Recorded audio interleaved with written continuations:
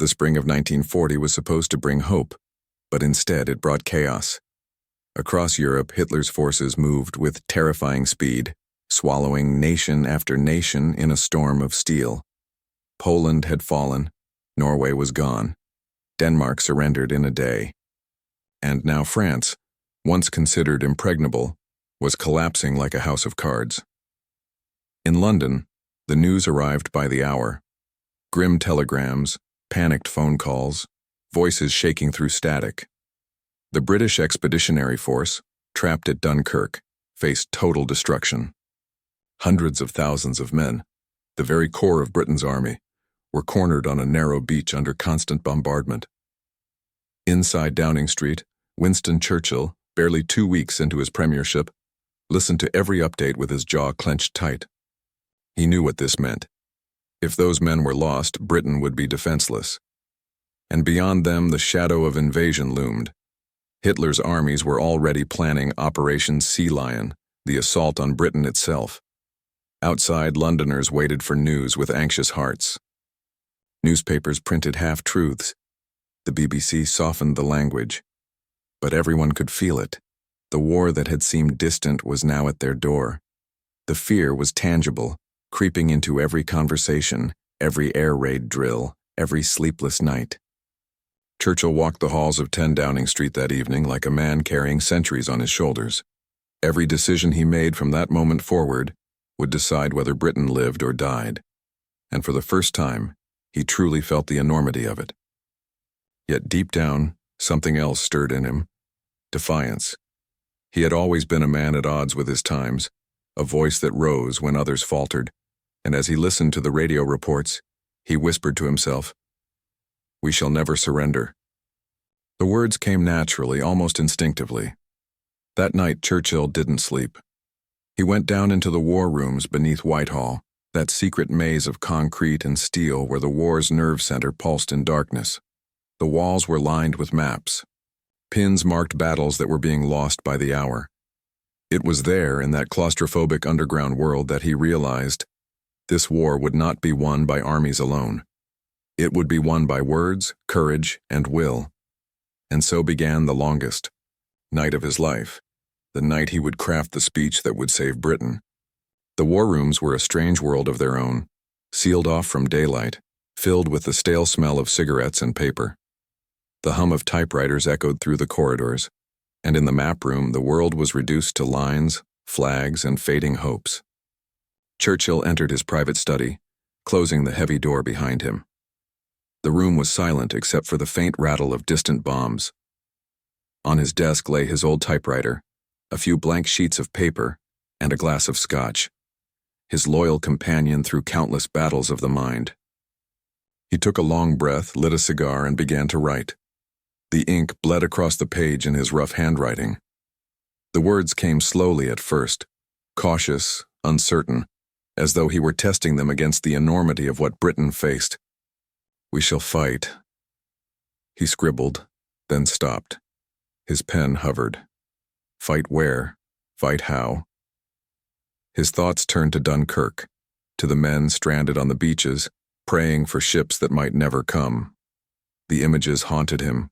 Burning vehicles, columns of smoke, men wading into the sea under fire. And yet, against every prediction, small civilian boats, fishing vessels, ferries, pleasure craft, were crossing the channel to rescue them. Ordinary Britons risking their lives for soldiers they'd never met. That was Britain, he thought. Not its empire, not its politics, but its people. The stubborn courage that refused to die. The speech, he realized, must capture that spirit. Not promises of victory, but the resolve to fight, even when victory seemed impossible. He began again. "We shall fight on the beaches, we shall fight on the landing grounds." This time the rhythm flowed. Each repetition was a heartbeat, each line a pledge. He was no longer writing a speech. He was forging a vow. Hours passed unnoticed. The ash on his cigar grew long, the room filled with smoke, and yet he kept writing. Alone beneath the city, Churchill was fighting his own private battle, not against Hitler, but against despair. And slowly, Word by word, he began to win. By the early hours of morning, the rough draft was scattered across his desk, sheets covered in ink, corrections, and smudged fingerprints. Churchill read the lines aloud, pacing the floor, his voice echoing off the concrete walls. The cadence mattered. The rhythm mattered. It had to be felt, not just heard. He stopped at certain phrases, testing their strength. "We shall never surrender." He paused, tasting the defiance in those words.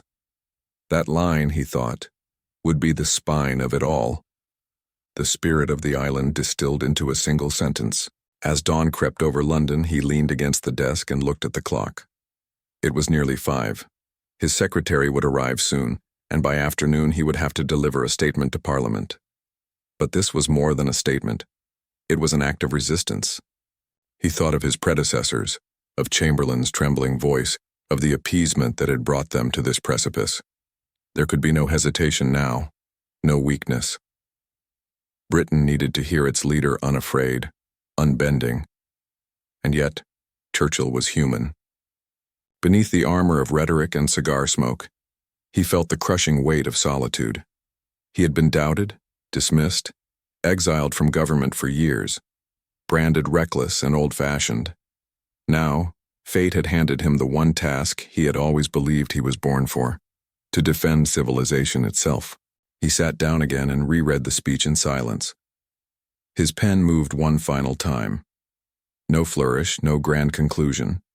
Just a simple declaration. We shall never surrender. He underlined the words twice. It was not written for applause or politics. It was written for survival. June 4th, 1940. The British Parliament gathered in the Commons, heavy with tension. The air was thick with cigarette smoke and the restless murmurs of men who had seen too much war. They had heard of the miracle at Dunkirk, 338,000 men rescued from certain death. But beneath the relief there was fear. The army had escaped, yes, but they had left their guns, their vehicles, their heavy weapons behind. Britain was naked before the storm. When Churchill rose to speak, the room fell silent. He stood steady, his shoulders squared, papers trembling faintly in his hand. His voice, rough and commanding, carried through the chamber. We shall go on to the end. The members leaned forward. He spoke not as a politician, but as a man addressing history itself. The cadence rose, then broke, like waves striking ashore. We shall fight in France, and we shall fight on the seas and oceans.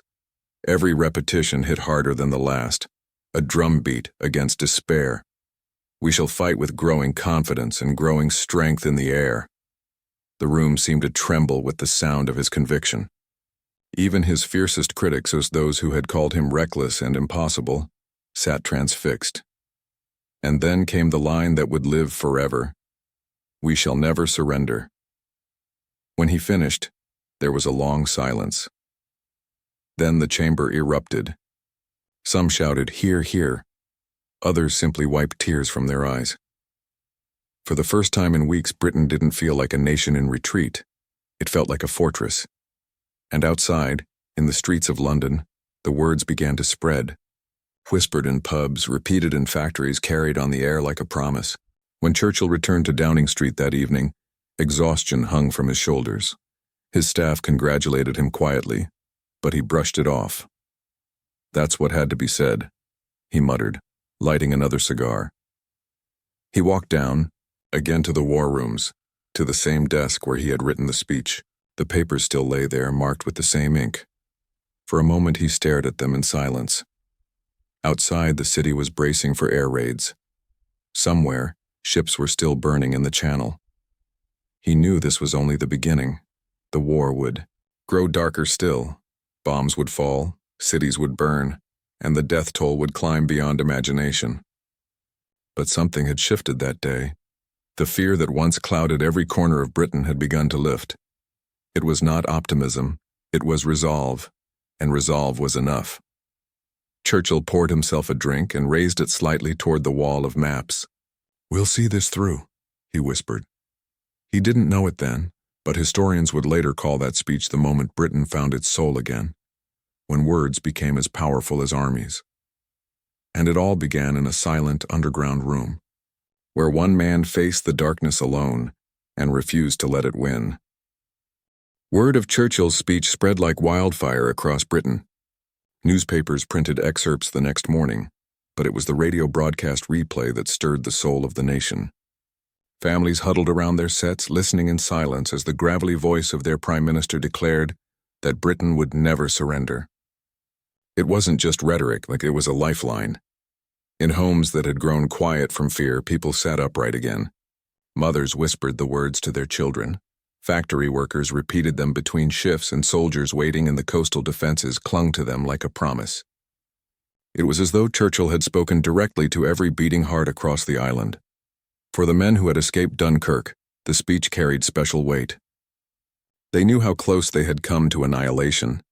Many had lost everything: weapons, friends, faith. But now they felt something new: vindication. Their suffering had meaning again. They were part of something greater, a people refusing to bow. In Germany, Hitler's intelligence services also listened. Goebbels dismissed it as mere propaganda, calling Churchill a drunkard and dreamer. But privately, even he admitted the danger. A man who could turn disaster into defiance was not easily broken. Across occupied Europe, Churchill's voice crossed borders in secret. French resistance members risked arrest to tune in to the BBC broadcasts. In Poland, underground newspapers printed his words. To millions living under Nazi rule, that voice represented the one thing Hitler could not extinguish: hope. Back in London, Churchill's staff began to understand something profound. This was not merely a political leader at work. It was a man shaping the spirit of his people with words that would outlive the war itself. And yet, behind every inspiring line was a reality that few would ever know: the loneliness that came with such leadership. For while his words united the nation, Churchill himself remained desperately, quietly alone. That night, after the speech's echoes faded, Churchill returned once more to his underground refuge. The world above was celebrating, but below the earth he carried the heavy silence of truth. For even as he inspired millions, he knew the worst was yet to come. The British Army was home but unarmed. The Royal Air Force, though valiant, was outnumbered 5-1.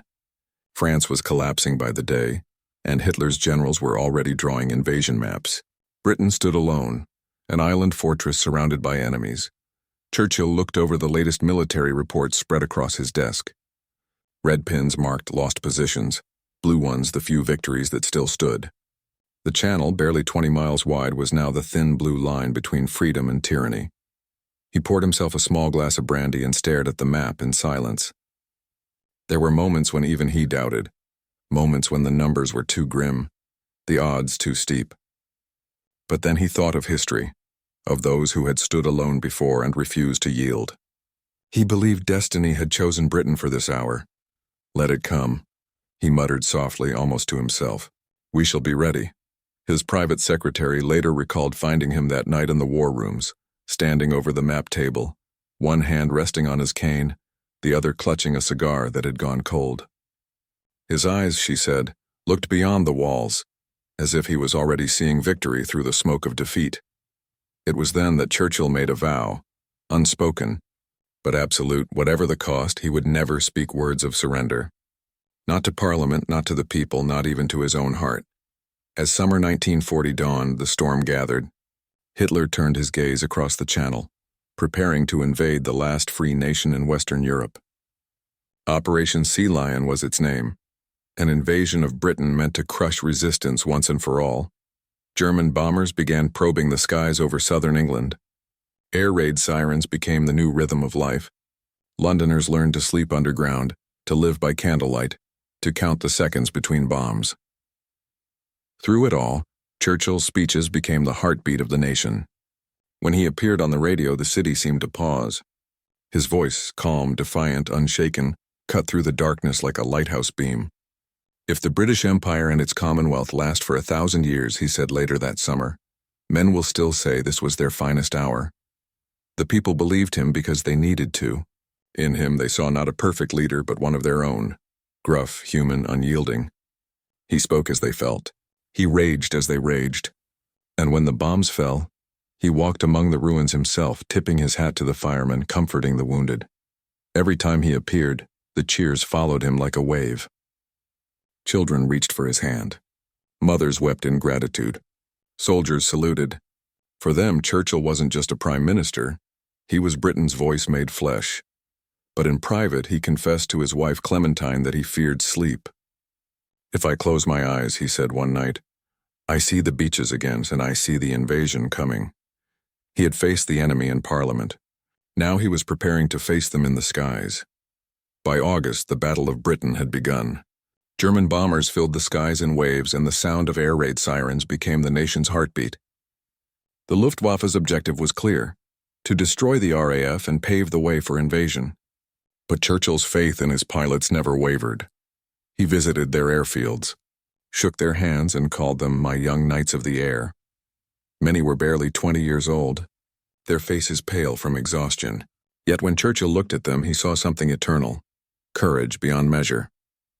One evening, as he watched from the command center during a raid, he saw British Spitfires climb into the sky to meet hundreds of German planes. The air shimmered with gunfire, and through binoculars he saw one Spitfire go down in flames. Churchill lowered the glass, unable to speak. When he finally did, he whispered the words that would later become immortal. Never in the field of human conflict was so much owed by so many to so few. Those words were born not from political craft, but from raw emotion. The sight of boys defending their homeland with their very lives. It was the same defiant spirit that had inspired his speech months before, the same conviction that Britain must fight, whatever the cost. And so when Hitler's generals pressed for invasion, he hesitated. Britain was not breaking. If anything, the fire was forging steel. The speech that saved Britain had done more than lift morale. It had planted a seed of resistance so deep that no bomb could uproot it. By the end of 1940, the bombs had reduced much of London to ash. Whole neighborhoods lay in ruins. Families huddled in shelters as the city burned above them. Yet every time Churchill spoke on the radio, hope flickered anew. The BBC broadcast his speeches late into the night, his words echoing through static to every corner of the empire. Soldiers in North Africa, sailors in the Atlantic, civilians in Canada and India, all heard the same message: "We shall never surrender." His speeches were not polished propaganda. They were confessions of endurance. He spoke of pain, loss, and determination, never false hope. And it was precisely that honesty that made people believe him. Behind the microphone, he often trembled. The weariness showed in his eyes, his voice rough from too many cigars and sleepless nights. But once he began, the fire returned. It was as if the same force that had moved him in those war rooms months before still guided his every word. Foreign correspondents began calling him the voice of resistance. In occupied Europe, his speeches were banned, but people listened in secret, writing the words down by candlelight. For them, he was proof that freedom still breathed somewhere in the world. Every "we shall fight" still echoed through history. Every vow carried the memory of that lonely night when he had written by lamplight under London streets. By 1941, the tides of war began to shift, and slowly, painfully, Hitler turned east toward Russia, giving Britain time to breathe. Supplies from America began to arrive, and the RAF's victory in the skies gave the nation confidence again. Churchill had done what few believed possible. He had turned defeat into endurance, despair into defiance. And it all traced back to that single speech that had lit the fire in the nation's soul. He often reread his old notes from that night, the pages now yellowed with time. He never showed them to anyone, and not even his closest advisors. To him, they were sacred, a reminder of the night when Britain almost broke, and didn't. Sometimes, when asked where he found his strength, he would simply smile and say, "From the English language." It was half a joke, half a truth. For words had indeed become his greatest weapon. Even Roosevelt across the Atlantic admired his speeches. "He marshals the English language and sends it into battle," one American journalist wrote, and that was no exaggeration. The world was changing, but the memory of 1940, of that speech, that defiance, remained the foundation on which all later victories were built. Years later, after the war had ended and Europe began to rebuild, Churchill rarely spoke of that night in the war rooms. But those who had worked with him remembered. They said he was different afterward, quieter in private, more reflective. He knew that victory had come at an unbearable price. Cities destroyed, families shattered, millions dead. Yet he also knew that if he had faltered in that moment of despair, everything might have been lost. When he returned to the war rooms one last time, after stepping down from office, he stood before his old desk in silence. The ink stains were still visible on the wood. He touched them gently as if greeting an old friend.